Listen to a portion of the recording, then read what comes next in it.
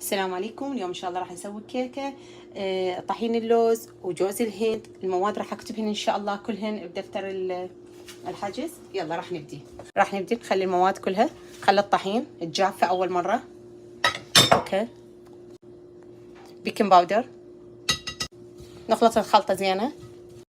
هسه المواد السائله 6 بيضات زهره ضحك بيه، كوب زيت الزيتون، راح اخلي نص كوب كوكونات، حليب الكوكونات، واخلي الفانيلا، نص كوب شكر ستيفيا.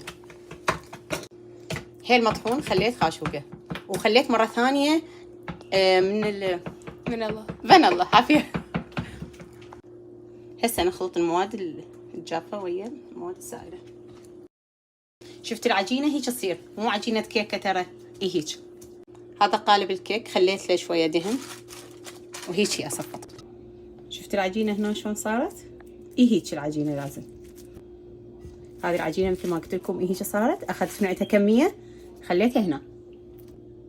هسه راح ارشن سلمون، كيفه طبعا، اللي يحب يرش اي شيء، جوزي يخليه بكيفه اللي يعجبه. جبت الطبقه الثانيه خليت، ونفس الشيء هسه هماتين كل طبقه سلمون وكيكه. بس نسيت لكم، انا خليت ورق الزبده على مود يطلع، ما ادري قلت لكم لا، على مود ايزي يطلع، دهنته وخليته. هسه نخليها على 350 على النار. صعدوها. كيكه كملت، اخذت وقت ساعه. يلا خلونا نقلبها ان شاء الله. اخذت شلون ينزل مال ورق الزبده، خبل صحه وعافيه ان شاء الله. عيوني يا اولادنا صدق نتعب، بس هسه هم يا يوم ماكلين جوز يا يوم ماكلين جوز الهند، يعني راح توكليهم البيض، كميه البيض. شفت ايش قد مواد بخليها طيبه وحلوه. خلينا نتوفق كلنا، نتوكل على الله. العفو، وهو توفيق صدق.